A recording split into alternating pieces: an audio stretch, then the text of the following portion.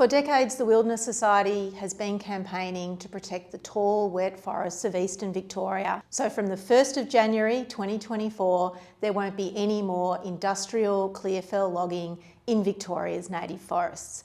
This couldn't have been possible without you. These forests are incredible. They're home to wildlife found nowhere else on Earth, like Wollert, the leadbeater's possum, and Warnder, the greater glider.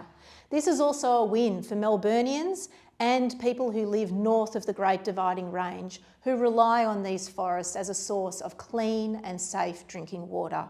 Thanks to your support, the Wilderness Society ran a very successful ethical paper campaign. We convinced numerous businesses to not stock or sell or use reflex copy paper. We also engaged in the Forest Industry Task Force, where for a period of years we were locked in negotiations with the timber industry, the paper sector and relevant trade unions. That task force shone a light on the unsustainability of the industry. Thanks to your support, we have an opportunity to secure a permanent sanctuary for these forests and the wildlife that call them home. But in some ways, the campaign is just beginning. We now need to work very hard to make sure that the Great Forest National Park and the Emerald Link are created, because these are some of the most carbon-rich forests on the face of the earth. And living, breathing forests is the most reliable technology that we have available to us to safely store and secure carbon. The recent announcement that the Victorian State Government is bringing forward an exit to native forest logging is fantastic.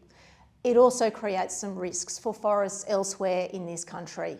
We're very worried about the pressure that this announcement might place on forests in Lutruwita, Tasmania, and also in New South Wales.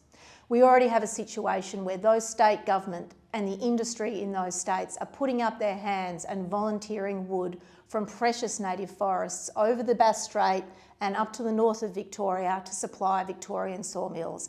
This simply cannot be allowed.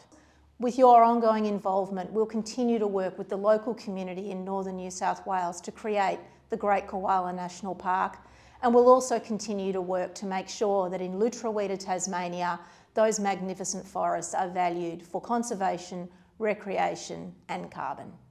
As we move into the next phase of this campaign, it's very important that the Victorian State Government work closely with traditional owners to make sure that their rights and aspirations for these forests underpin decisions that are made about how these forests are managed and protected moving forward. It's thanks to donors like you that this momentous outcome for Victoria's native forests has been possible.